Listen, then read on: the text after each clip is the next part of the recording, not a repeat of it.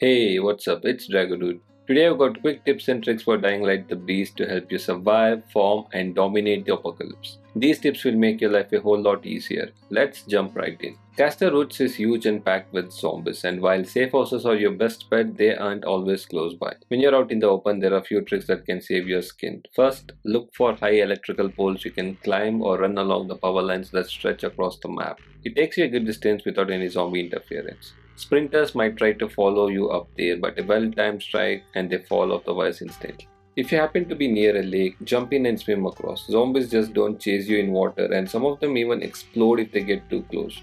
Kind of like sunlight to vampires. And when a sprinter is chasing you on the ground, keep an eye out for ranger jeeps nearby. Hop in and you're instantly out of danger. It's always nice to watch your surroundings, plan your route, and use these tricks to stay one step ahead of the undead.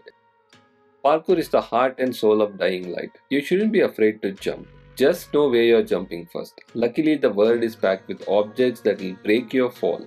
Tents, piles of leaves, the back of garbage trucks like the one near the monastery, and even car tops. Land on any of these and you will save yourself a ton of damage. Want to take it a step further? Grab the safe landing skill from the parkour skill tree. With it, you can jump from insane heights and press circle right before you hit the ground. And boom, zero or reduced fall damage depending on the height. Here's a trick most players completely miss. CCTV poles or your secret pole vaults. On the rooftops of Old Town, you will see tons of antennas, pipes and random poles sticking out. Most of them are just decorative clutter, but if a pole has a surveillance camera on top, that's your golden ticket.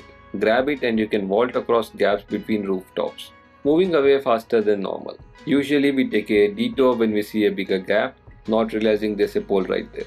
Once you spot it, these poles become an easy and stylish way to zip across rooftops and bypass long stretches of street below. Zombies in the beast are aggressive and love to rush in, which can get super annoying fast. And that's where the grapple comes in, an insanely handy ability that lets you counter zombies trying to bite you. If one lunges at you, just hold a direction and press square on PS5 as it gets close. You'll grab the zombie and launch it in that direction. It's not just practical, it's ridiculously fun. Tossing them off rooftops or straight into traps never gets old. This move is simple, effective, and honestly one of the best abilities in the game. You'll find yourself using it constantly just because it feels so good every single time.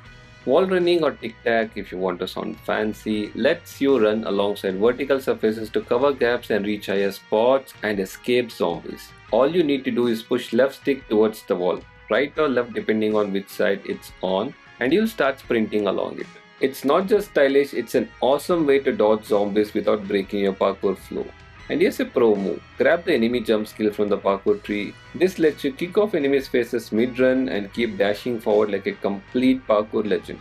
One of the smartest ways to deal with big groups without losing health is to use barriers to your advantage. Lure a horde behind a fence, a gate, or even a door barricaded with boxes. Anything that keeps them on one side while you stay safely on the other. From there, take your time swinging, stabbing, or shooting through the gap until the entire mob is cleared.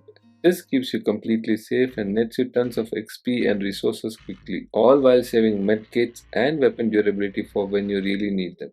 I would say never throw a knife. I know they're called throwing knife, but their real power shows up in close quarters. If a zombie grabs you, using a knife will instantly break you free and kill the attacker on the spot. This is especially clutch when you're low on health and can't afford another hit. They're also a stealth player's dream. Instead of sitting through the long choke out animation, just use a knife for an instant takedown. And since they're dirt cheap to craft, there's really no excuse not to carry a full stack everywhere you go. Unlock dropkick and charge kick as early as you can. Trust me, these should be right at the top of your priority list. They deal solid damage and send most zombies flying across the map. Use them to knock enemies down for easy follow-ups, or even better, launch them off rooftops for instant kills, which also saves your weapon durability. They are amazing against human enemies too, since they break through blocks and dodges with ease. And here's the fun part, if you're fighting near water or fire, a well-timed kick can send even the toughest zombies straight into the lake or a fire pit, ending the fight in the most stylish way possible. As soon as possible, make your way to the beast control skill in the beast skill tree. It'll take about 5 beast points to reach it. This upgrade lets you activate beast mode whenever you want instead of waiting for it to auto trigger when the meter fills up. Even better, you can turn it off mid-fight to save some of your gauge for later. This is a total game changer. You get to unleash your power exactly when you need it and take full control of every encounter. Every swing chips away at your weapon's durability. You can repair weapons using materials, but each weapon only allows a limited number of repairs. A smarter move, upgrade a weapon that's about to break. This not only boosts its damage, it also restores durability, effectively repairing it while increasing the number of repairs left. If you ask me, double-handed weapons deserve upgrades the most. They hit hard, last long, and become a game changer in tough drawn-out fights. Prioritize the weapons you use most, and you will never get caught unarmed. Think of UV light as the ultimate zombie repeller in Dying Light. Zombies flinch, burn in its glow, and scatter whenever you shine it. Use it in fights or check on corpses if they are dead.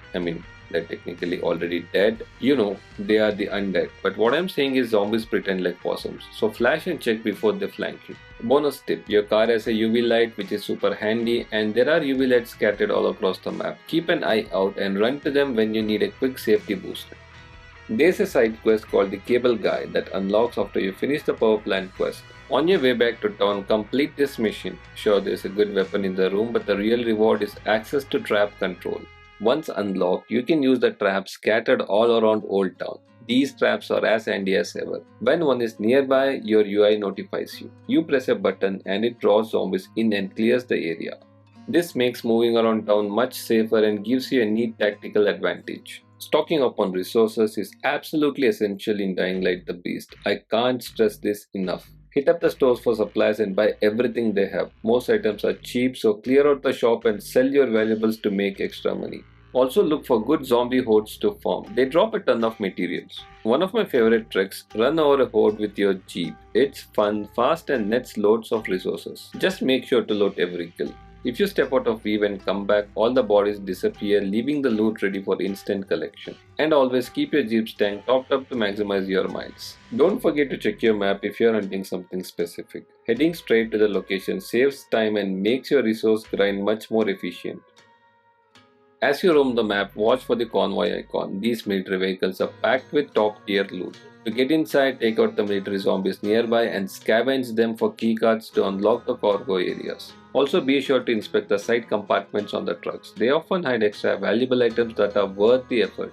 Whenever you spot zombies or corpses dressed like medical staff, mask and all, you can be sure they'll have bandages. Grab them whenever you can. They are a quick and easy way to keep your health topped up during tough encounters. Dying Light the Beast can be brutal on XP. Dying makes you lose a lot. Here are a couple of ways to make up for it.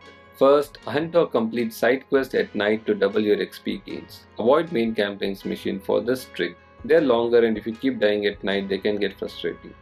Second, your clothing often comes with bonus XP perks. Check shops regularly. Yes, some items are costly, but pick them up and fill every gear slot.